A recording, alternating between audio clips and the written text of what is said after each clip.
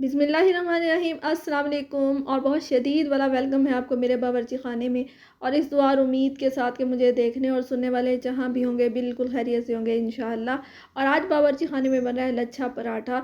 लेकिन इसकी ख़ास बात यह है कि ये मैदे से नहीं बनेगा, आम घर के जो चक्की वाला आटा होता है जिसको लाल आटा भी कहते हैं उससे। और मज़े की बात यह है जो जिस तरह से आप आटा गूंदा हुआ रखा है ना फ्रिज में, और किसी भी चीज़ की ज़रूरत नहीं है, इसमें कुछ भी नहीं जाएगा, ना मैदा, ना इसमें अंडा जाएगा, ना दूध जाएगा, ना मक्खन, कुछ भी नहीं। जैसा आपने आटा गूंदा हुआ है ना, बस वैसे ही आपने फ्रिज से निकाल के थोड़ी देर के लिए बाहर रख देना है। अगर ताज़ा गूंदा हुआ है तो उसको कम से कम आधा घंटा रेस्ट देना है।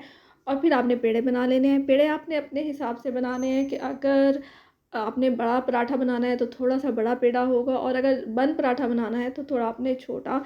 उसमें ये होगा कि आपने पेड़ा फिर भी ज़्यादा छोटा इसलिए नहीं लेना कि ये जो पराठा होता है ना ये थोड़ा सा मोटा बनता है, उस तरह से बारीक। आम जो हम पराठा बनाते हैं ना उससे भी थोड़ा सा हैवी होता है। तो जनाब यहाँ पे बना लें आप पेड़े जितने आपने बनाने हैं, 3 पराठे बनाने हैं, 4 बनाने हैं या ज़्यादा बनाने हैं। तो इसको आपने अब यहाँ पे रेस्ट देना है तकरीबन 10 से 15 मिनट के लिए।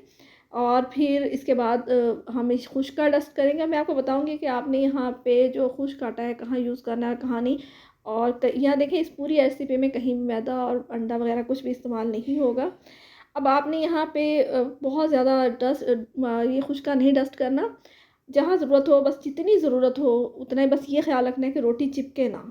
और रोटी को आपने बारीक से बारीक बेलना है कि बस इतना बारीक कि फटे ना, बाकी आपने जितना हो सकता है आपने इसको बारीक बेल लेना है। ये थोड़ी सी टेक्निक होती है इसकी, थोड़ी टिप्स हैं, आपने गौर कर लेनी है। रोटी को बारीक बेलना है, फिर उसके ऊपर आपने घी अप्लाई करना है। ब्रश की बिल्कुल ज़रूरत नहीं है, आप हाथ से भी कर सकते हैं, लेकिन इसके किनारों तक घी जाना चाहिए। अच्छा, यहाँ पे थोड़ी सी आपने कंजूसी नहीं करनी। उसके बाद हल्का हल्का हल्का हल्का सा इसके ऊपर आटा डस्ट करेंगे। और इसके बाद जो इसकी कटिंग होगी ना, जितनी बारीक आप लेयर्स कर सकते हैं ना, मैं आपको फिर कहूँगी कि जितनी बारीक लेयर्स कर सकते हैं आपने उतनी ही बारीक करनी है। यहाँ थोड़ी सी मेहनत होगी, यहाँ पे टाइम लगेगा, ये टाइम टेकिंग प्रोसीजर है। इसके बाद तो फिर बनाना इतना मज़ा आएगा उसके बाद बनाने में। इस तरह से देखें, आप एक एक लेयर को उठा के भी फोल्ड कर सकते हैं। मैंने क्योंकि बारीक बहुत ज़्यादा थी, मैं 3 3 लेयर्स को उठा के फोल्ड कर रही हूँ, फिर उसको एंड तक लेके जाती हूँ, फिर उसको दोबारा से ये देखें, फिर यहाँ से रोल करना है। और आप ना जब कोशिश करें, जब आप एक साइड ख़त्म कर लें ना रोल करके, तो उसको थोड़ा सा सेट कर लें पेड़े को। ये देखें अभी यहाँ पे, ये देखें इस तरह से ना थोड़ा थोड़ा सेट करते जाएंगे, क्योंकि ये देखें इधर उधर से ना लेयर्स निकल ना जाए कहीं से। और आपने जब सेट करना है इसको बिल्कुल अच्छी तरह दबा नहीं देना कि बिल्कुल ही ये दब जाए और इसकी लेयर्स भी ना खुले। हल्का सा आपने इसको ना शेप में लेके आना है। चलें जनाब, हमारा पहला पेड़ा हो गया है कंप्लीट अल्हम्दुलिल्लाह। ये देखें जी, हल्के हल्के हाथों से आपने इसको पुश करना है और इसको अब यहाँ पे आपने घी लगा के रख देना ताकि इसके ऊपर पापड़ी वगैरह ना आए, जिस तरह से वो सिरकी सी आ जाती है। तो अब यहाँ पे रेस्ट देने की हमें इसलिए ज़रूरत नहीं है। सबको एक दफ़ा आपने यहाँ पे घी लगा लिया। रेस्ट इसलिए नहीं देना क्योंकि जो हमने सबसे पहला पेड़ा बनाया था ना, आखिरी पेड़े तक आते आते उसको काफ़ी रेस्ट मिल चुका है। इसको उठा लेते हैं अब। और अगर आप वीडियो देखते देखते देखते यहाँ तक आप पहुँचे हैं इंशाल्लाह, तो फिर अगर आपको मेरी ज़रा भी वीडियो पसंद आई है तो like subscribe and share please, like ज़रूर करते जाना है।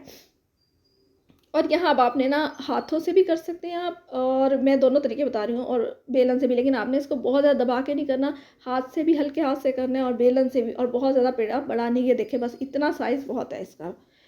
और थोड़ा सा मोटा रखना है। पहले एक साइड को अच्छी तरह से सेक लेना है, फिर हल्का हल्का सा दूसरी साइड को सेकना है।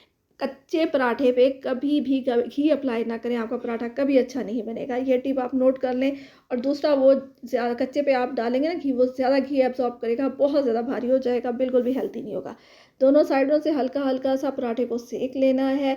फिर सीधी साइड पे आपने पहले घी अप्लाई करना है। देखें इस पराठे में दोनों तरफ लेयर्स होंगे, लेकिन फिर भी इसकी सीधी और उल्टी साइड होती है। और फिर दूसरी साइड पे देखें मैंने हल्का सा घी लगाया, और फिर इस तरह से दोनों साइडों से ना आपने चिमटे को अच्छी तरह रख के ना पुश कर करके इसको पहले पका लेना है। फिर इस तरह से चिमटा रखना है।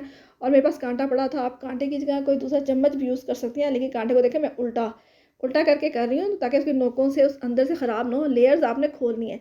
आप ये काम इसको पकाने के बाद भी कर सकते हैं, लेकिन मैं यहाँ इसलिए कर रही हूँ ताकि ये जो लेयर्स खुल रही है ना, ये साथ के साथ पकती जाएँ।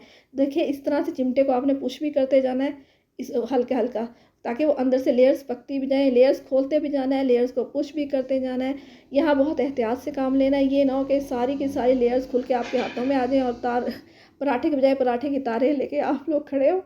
تو آپ نے یہ دیکھ کتنی پیاری لیئرس کھلی ہیں، الحمدللہ الحمدللہ، شکر ہے اللہ کا۔ جب آپ خود بنائیں گے نا آپ کو یقین نہیں آئے گا آپ نے بنایا ہوا ہے۔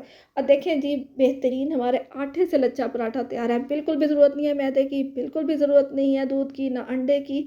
آپ نے بس گھر میں، اور اسپیشل سے گوندنے کی بھی ضرورت نہیں ہے ایون، تو آپ نے بس گوندے ہوئے آٹے کو لینا ہے، بنا لینا ہے۔ ملیں گے نیکسٹ ویڈیو میں، ضرور ٹرائی کرنا ہے۔ اللہ حافظ۔